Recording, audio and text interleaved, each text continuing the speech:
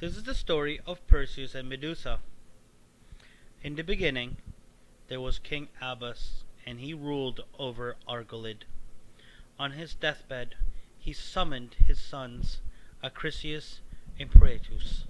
My sons, I'm dying. I give you my kingdom. My last order as king is that you reign alternately. But here's the problem. The twins were bitter enemies, and when Proetus slept with Acrisius' daughter Danae, their quarrel grew more bitter still. Giggity giggity. Acrisius had no sons to inherit his part of the kingdom, and when he visited the oracle to seek advice, he was told, You will never have a son, but you will be succeeded by your daughter's son, who will kill you. So Acrisius decides that he's going to tempt fate and stop Danae from having children. He locks her up in an underground dungeon with doors made of bronze and sets fierce dogs to guard the prison. But the god Zeus fell in love with Danae and found a way to visit her. He transformed himself into a shower of gold that magically fell through the dungeon ceiling and landed in Danae's lap. From this unison, Danae bore a son named Perseus. Fearing that this was the child of the prophecy, Acrisius decided to get rid of both mother and son. Not wanting their blood on his hands, he instead locked them in a wooden chest and cast them out to sea. He was sure they would be drowned. Dictys was a fisherman.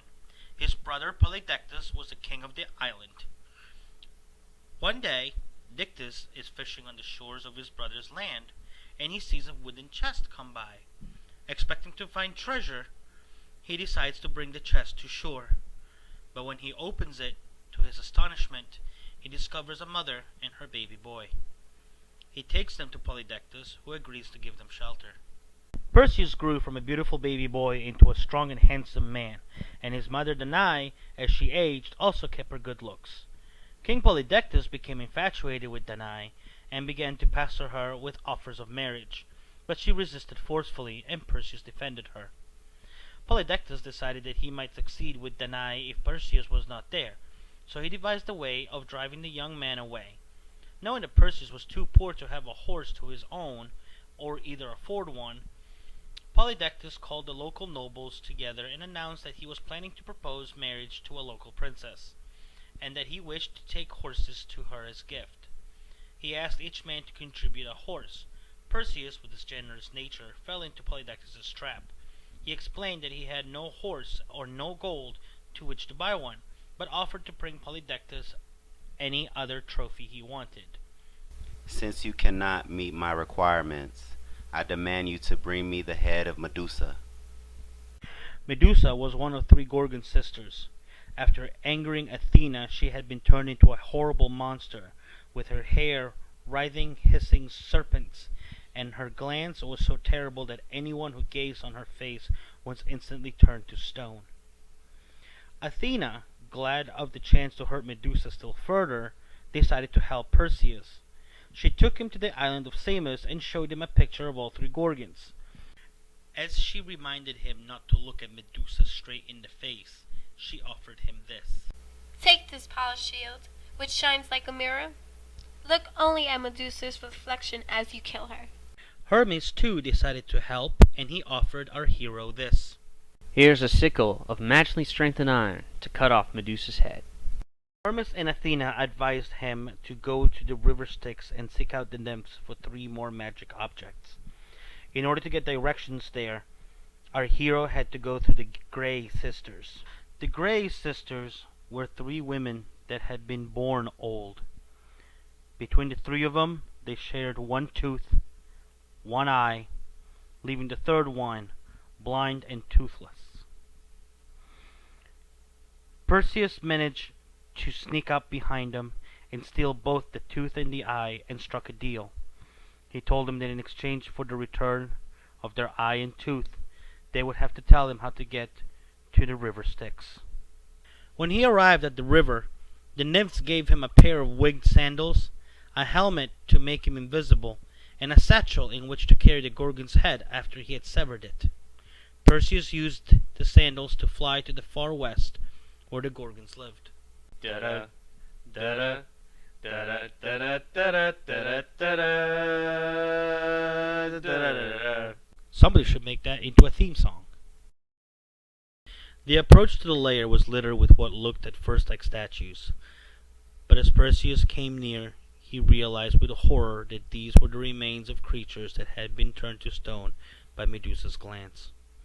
He searched the caves and finally came upon the three Gorgon sisters. They were all asleep. He quietly walked around the first two and stood above Medusa. With Athena's guiding hand and his sickle in hand, he sliced off Medusa's deadly head with one sweep. As he did so, he heard the sound of Athena's flute playing the tune of Many Snakes' Head. Blood spurted from Medusa's neck. Perseus watched in astonishment as an armed warrior and a winged horse leapt from the body. "By Zeus, who are you?" I'm Chrysaor, and this is Pegasus. Without looking at Medusa's head, Perseus bundled it into a magic satchel and ran. Chrysaor and Pegasus did not chase him, but the commotion woke Medusa's sisters who flew after him. By using his helmet to make himself invisible, Perseus escaped. Dun, dun, dun, dun, dun, dun, dun, dun, dun, dun, dun. Another catchy one. I should write this one down. Donning his winged sandals, Perseus flew south to the lands of the giant Atlas, but he was not made welcome. We don't take kindly to folk like you here. Yeah? Well, take kindly to this! From that day forth, the Greeks associated the giant with the Atlas range of peaks in Morocco, northern Africa. La la la la la la la la la la la. No, that'll never catch on. Perseus flew on.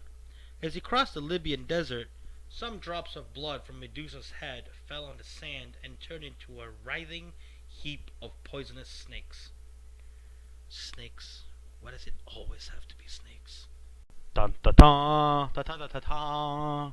Dun ta ta ta ta ta ta ta ta ta ta ta ta.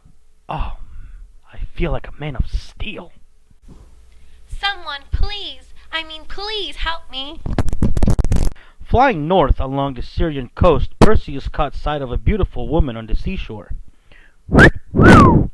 She was naked except for her jewelry and tied to a cliff with heavy iron chains. Nearby on the shore, a richly dressed king and queen stood weeping. Perseus landed and asked them, "What country have I reached, and who is this beautiful maiden in such a fearful state?" The king, whose name was Cepheus, told him a terrible tale. His wife, Cassiopeia, had foolishly boasted that she and her daughter were more beautiful than the sea nymphs, the Nereids. This infuriated the sea god, Poseidon, who sent a flood to Cepheus' kingdom, Joppa. Not satisfied with the devastation caused by the flood, Poseidon then dispatched a slavering sea monster that devoured humans. Cepheus asked the oracle how he could appease the god. He was given an awful reply. You must sacrifice your own daughter, Andromeda, to the sea monster. Perseus was overwhelmed by the beauty of the frightened princess, and without hesitation he replied, "King Cepheus, cease your weeping. I will rescue your daughter from this terrible fate, but you must promise that you will let me marry her and take her back home with me to Seriphos." Mother and father were relieved that a hero had appeared to save their daughter. They agreed to Perseus' terms, but both secretly planned to go back on their deal once their daughter was safe. Unaware of their intentions, Perseus waited for the monster to appear. Soon, a dreadful creature slid across the shore towards Andromeda. Unaware that a hero had come to rescue her, she screamed and struggled. Then Perseus flew overhead, casting a shadow on the surface of the water that momentarily distracted the monster. Instantly, Perseus swooped down and beheaded it with a sickle. He also took the opportunity to dispose of Medusa's head, laying it on the face down on the seabed, where it turned the seaweed into coral.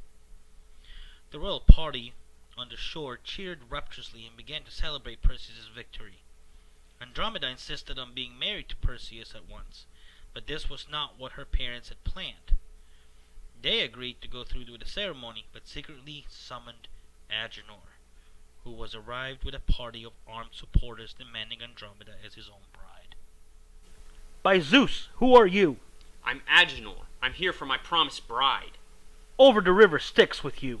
Realizing he was outnumbered by Agenor, Andromeda's parents, and Agenor's little troop, he decided to go back into the ocean, retrieve Medusa's head. Facing his enemies, he looked at them one at a time, and he went, "To Hades with you! To Hades with you! You're hot. To Hades with you! Peace, we out!" When Perseus returned with Andromeda to Seriphos, he found that his mother Danae and the fisherman Dictys had fled to a temple for refuge from Polydectes, who, during Perseus' absence, had continued to pester Danae to marry him. Perseus had had enough. He went to confront the king, who was throwing a party, and he declared, "Polydectes, you thought you would never see me again, but here I am, and I have brought you this wedding present you have asked for." Polydectes mocked him, refusing to believe that Perseus had defeated the terrible Medusa. When Perseus, turning his head away for safety, pulled Medusa's head from the pouch and held it up, instantly Polydectes and the assembled feasters were turned into stone. Polydectes returned his magic optus to Hermes and Athena. Hermes was nice enough to deliver the wallet, helmet, and sandals back to the Stygian nymphs. Perseus installed Dictys as the king of Seriphos, and then set out for Argos, the birthplace that he had not seen since infancy, in order to claim his rightful throne from Acrisius. Acrisius heard that Perseus was on his way. He still lived in fear of the oracle's prophecy and fled to Larissa. But Acrisius could not escape his destiny. The old king of Larissa died, and Perseus was invited to join the funeral games being staged by Theodamedes, the new king, in order of his father. During the games, Perseus took part in a discus competition.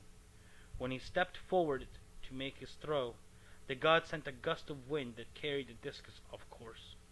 It struck Acrisius, killing him instantly. In this way, the oracle was fulfilled, and Acrisius was indeed slain by the son of his daughter Danae. Da da da da da da da da da da da da.